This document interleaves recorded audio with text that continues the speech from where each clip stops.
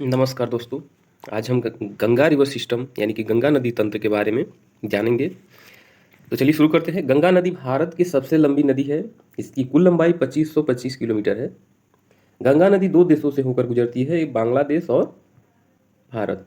यानी कि गंगा नदी दो देशों से, भारत और बांग्लादेश से होकर के गुजरती है। गंगा नदी भारत के 5 राज्यों से गुजरती है। कौन कौन? उत्तराखंड, उत्तर प्रदेश, बिहार, झारखंड, पश्चिम बंगाल। और इसी क्रम में बहती भी है। उत्तराखंड से होते हुए उत्तर प्रदेश, उत्तर प्रदेश से होते हुए बिहार, बिहार से होते हुए झारखंड, और झारखंड से होते हुए ये पश्चिम बंगाल होते हुए जो है बंगाल की खाड़ी में जाकर के गिर जाती है। गंगा नदी स्वतः स्वच्छ होने वाली नदी है। इसका कारण है बैक्टीरियोफेज नामक वायरस। बैक्टीरियोफेज जो वायरस होता है, यह बैक्टीरिया को खाने वाला वायरस होता है। और जो हानिकारक बैक्टीरिया होती हैं, जो गंगा नदी के पानी में, यानी कि जो हानिकारक बैक्टीरिया होती हैं, उनका ये क्या करता है? भक्षण करता है, यानी कि उनको खत्म कर देता है। गंगा नदी को 2008 में राष्ट्रीय नदी घोषित किया गया, और गंगा डॉल्फिन को भारत का राष्ट्रीय जलीय जीव भी जो है घोषित किया गया है। गंगा नदी भारत की गंगा नदी का अब हम उद्गम स्थल के बारे में जानेंगे। तो गंगा नदी जो है गंगोत्री हिमानी से निकलती है, भागीरथी नदी, और सतोपत हिमानी से निकलता है अलकनंदा नदी। और ये दोनों नदियों का संगम देवप्रयाग में होता है, और देवप्रयाग के बाद से जो ये नदियां बहती हैं उसे हम गंगा के नाम से जानते हैं। अब हम बात करेंगे कि धौली गंगा, नंदाकिनी, पिंडार नदी, ये नदियां भी जो हैं सतोपत हिमानी यानी कि अलकनंदा नदी से मिलती हैं। सतोपत हिमानी से निकलने वाली नदी अलकनंदा नदी से मिलती हैं, और वहाँ पे इनका संगम होता है और उसको अलग अलग नाम से जाना जाता है। तो आइए हम देखते हैं। जैसे धौली गंगा और अलकनंदा, ये दोनों विष्णु प्रयाग के नाम से जानी जाती है। इन दोनों का संगम जो है विष्णु प्रयाग के नाम से जाना जाता है। नंदाकिनी नदी और अलकनंदा नदी, इनका संगम नंद प्रयाग के नाम से जाना जाता है। और पिंडार नदी और अलकनंदा नदी, इनका संगम कर्ण प्रयाग के नाम से जाना जाता है। और वहीं हमने अभी बताया कि अलकनंदा नदी और भागीरथी नदी, इन दोनों का संगम देवप्रयाग के नाम से जाना जाता है। और देवप्रयाग से यह नदी आगे बहती है, तो इसे गंगा नदी के नाम से हम जानते हैं। अर्थात देवप्रयाग, अलकनंदा और भागीरथी का संगम है विष्णु प्रयाग में। अलकनंदा और धौली गंगा का संगम है नंद प्रयाग में। अलकनंदा और नंदाकिनी नदी का संगम है वहीं कर्ण प्रयाग में। अलकनंदा और पिंडार नदी का संगम है, और रुद्र प्रयाग में अलकनंदा और मंदाकिनी नदी का संगम है। यानी कि मंदाकिनी नदी जो है ये अलकनंदा से आकर के रुद्रप्रयाग में मिलती है, और इसे अलकनंदा नदी और मंदाकिनी नदी का संगम कहते हैं। चलिए अब हम बात करेंगे गंगा नदी की सहायक नदियों के बारे में, यानी कि गंगा नदी की कौन कौन सहायक नदियां हैं। तो हमने यहाँ तक तो अभी बताया कि देवप्रयाग के बाद से इसे हम गंगा नदी के नाम से जानते हैं। जब ये गंगा नदी हरिद्वार में आती है, तो हरिद्वार से होते हुए ये जो है उत्तर प्रदेश, और उत्तर प्रदेश में कन्नौज एक ऐसा स्थान है जहाँ पे उत्तराखंड से होकर के बहने वाली नदी एक रामगंगा है, जो कन्नौज में आकर के मिलती है। यानी कि कन्नौज में गंगा नदी की एक सहायक नदी जिसका नाम है रामगंगा, वह कन्नौज में आकर के मिलती है। उसी प्रकार से यमुनोत्री हिमानी से एक नदी निकलती है जिसका नाम है यमुना नदी। और यमुना नदी भी जो है यह आगे चल करके कहाँ मिल जाती है? गंगा नदी में मिल जाती है। और कहा जाता है कि गंगा नदी की सबसे बड़ी सहायक नदी जो है वह है यमुना नदी। अब हम बात कर लेते हैं कि यमुना नदी की भी कुछ सहायक नदियां हैं। जैसे चंबल नदी भी जो है ये यमुना नदी की सहायक नदी है, जो इंदौर के एमपी से निकलती है। फिर हम बात करेंगे बेतवा नदी की, जो कि विंध्य पर्वत से होकर के निकलती है, और यह यमुना नदी की सहायक नदी है। फिर केन नदी की बात करेंगे, जो कैमूर पहाड़ी से निकलती है, और वह भी यमुना नदी में आकर के मिल जाती है। यानी कि चंबल नदी, बेतवा नदी, केन नदी, ये तीनों जो है यमुना नदी की सहायक नदियां हैं।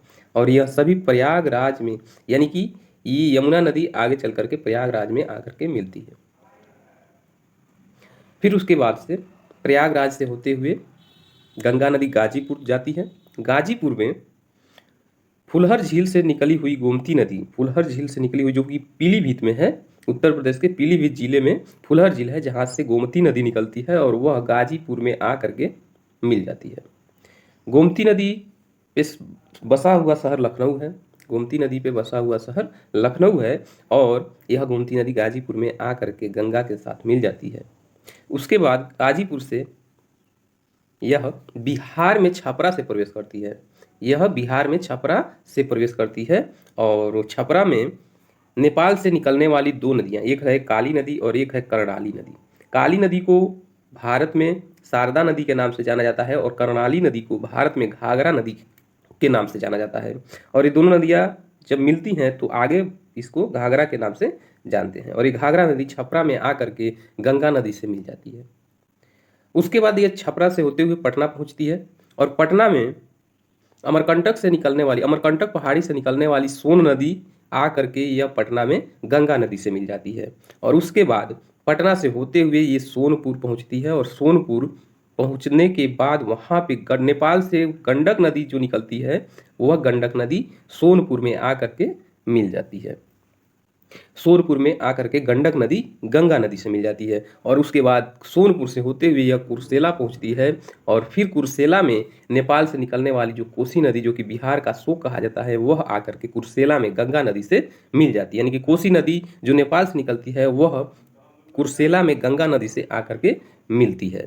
और उसके बाद कुर्सेला के बाद पश्चिम बंगाल के फरक्का बैराज में, यानी कि पश्चिम बंगाल के फरक्का बैराज में एक महानंदा नदी है जो कि दार्जिलिंग पहाड़ी से जो है होकर के बहती है और यह पश्चिम बंगाल से निकलती है और यह कहाँ आकर मिलती है, फरक्का बैराज। और फरक्का बैराज से यह पश्चिम बंगाल में प्रवेश कर जाती है। कौन? तो गंगा नदी। फरक्का बैराज से पश्चिम बंगाल में गंगा नदी प्रवेश कर जाती है और यह उसके बाद यह आगे बढ़ती है और हुगली में दामोदर नदी के साथ यह मिलती है, दामोदर नदी के साथ मिलती है और आगे जो है आगे बढ़ जाती है। उसके बाद फरक्का बैराज से बहते हुए यह दो भागों में बढ़ जाती है, एक हुगली और एक पद्मा नदी।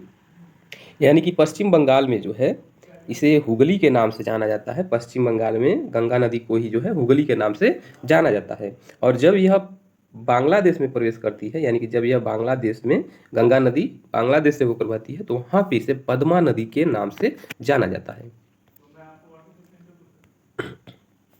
उसके बाद पद्मा नदी जब बांग्लादेश में प्रवेश करती है, जब पद्मा नदी यानी गंगा नदी भारत में उसे गंगा नदी के नाम से जाना जाता है, लेकिन जब वो बांग्लादेश में पहुंचती है तो उसे पद्मा नदी के नाम से जानते हैं। और ब्रह्मपुत्र नदी जो कि बांग्लादेश में प्रवेश करती है तो उसे जमुना नदी के नाम से जाना जाता है।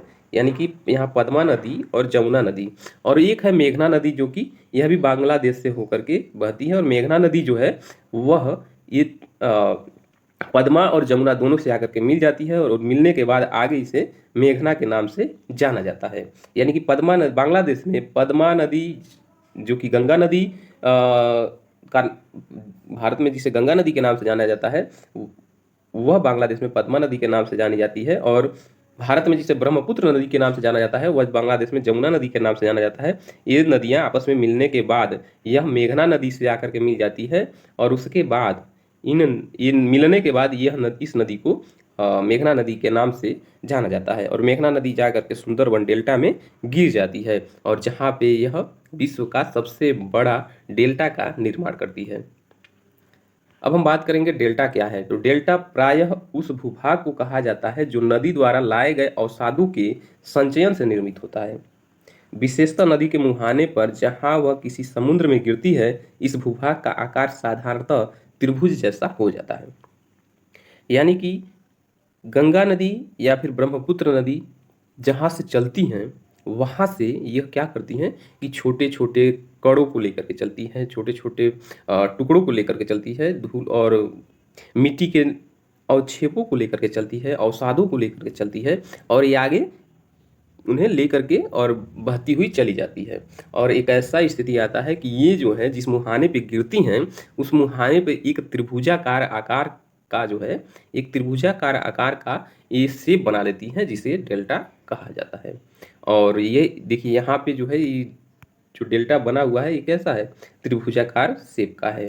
यानी कि इसी तरह से जो है ये त्रिभुजाकार शेप बना लेती हैं और वही जो है डेल्टा कहलाता है। इस तरह से ये नदियाँ डेल्टा का निर्माण करती हैं और विश्व का सबसे बड़ा डेल्टा सुंदरबन डेल्टा है, जो कि गंगा और ब्रह्मपुत्र नदियों के मिलने के बाद जो बांग्लादेश में मेघना नदी सुन जा करके बंगाल की खाड़ी में गिरती है और वही सुंदरबन डेल्टा का निर्माण करती है। धन्यवाद।